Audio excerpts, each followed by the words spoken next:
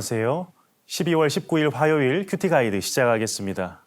오늘 본문은 창세기 27장 21절로 29절까지 말씀입니다.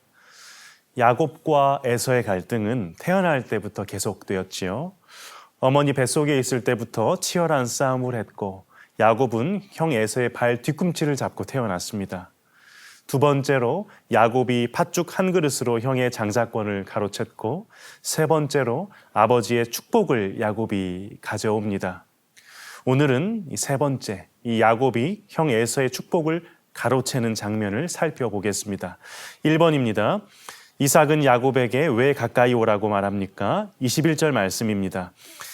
이삭이 야곱에게 이르되 내 아들아 가까이 오라. 내가 과연 내 아들 에서인지 아닌지 내가 너를 만져보려 하노라.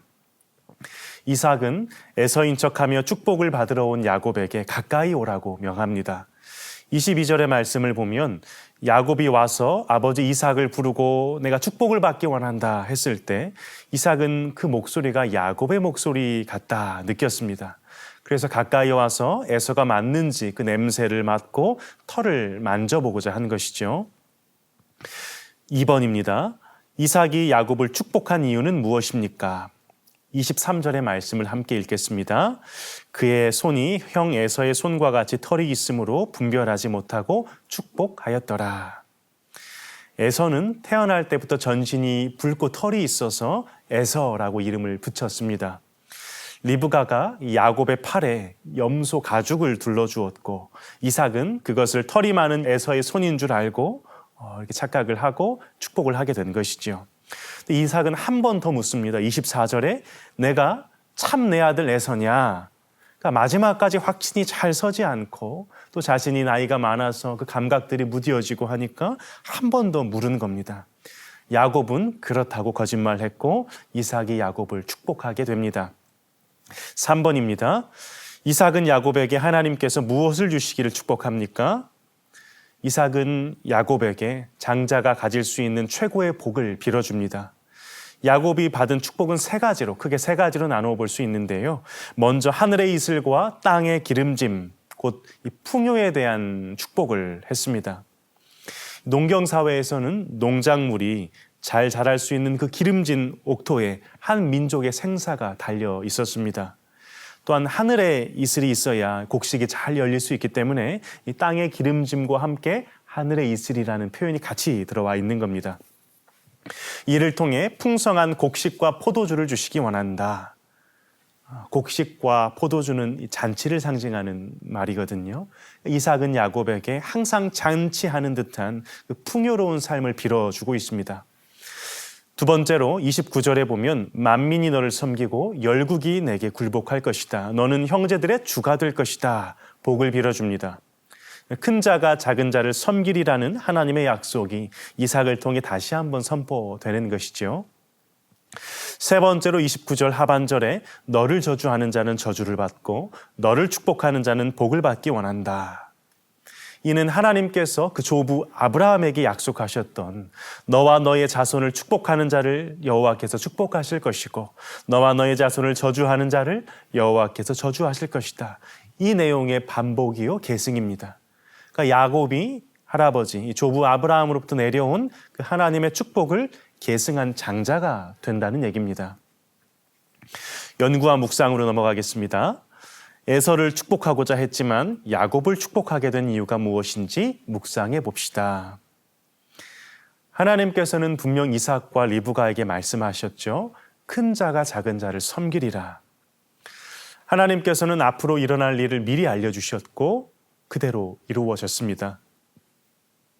리브가와 야곱의 방법은 선하지 못했지만 작정하신 대로 하나님께서는 이루셨습니다. 꽤 많은 야곱은 자신의 꾀와 지혜를 의지했고 자신이 모든 걸 움켜쥐고 계획하고 운영하려 했습니다. 하나님께서 큰 자가 작은 자를 섬기리라 분명 약속해 주셨지만 야곱은 이 약속의 말씀을 의지하여 믿고 기다리지 않았습니다. 아버지 이삭처럼 아이를 주실 것을 믿으며 10년이고 20년이고 그저 그 말씀을 믿고 기다리는 게 아니라 도리어 적극적으로 자신이 꾀를 내어 복을 쟁취하고자 했습니다. 인간의 방법은 반드시 대가를 치르죠. 야곱은 약속의 땅에서 벗어나 20년 동안 외삼촌 라반의 집에 머물 수밖에 없었습니다. 마지막 적용 질문입니다.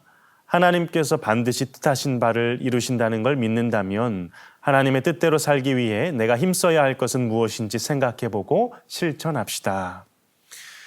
요한복음 15장 7절 말씀을 읽고 마치고자 합니다. 너희가 내 안에 거하고 내 말이 너희 안에 거하면 무엇이든지 원하는 대로 구하라. 그리하면 이루리라. 예수님께서 하신 말씀입니다. 거한다는 건 거주한다, 항상 그곳에 있다, 이런 말입니다.